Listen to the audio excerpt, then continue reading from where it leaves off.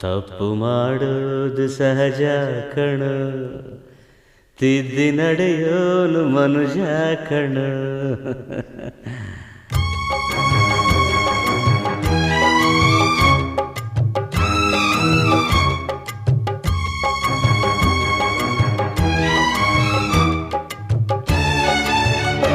ತಪ್ಪು ಮಾಡೋದು ಸಹಜ ಕಣ,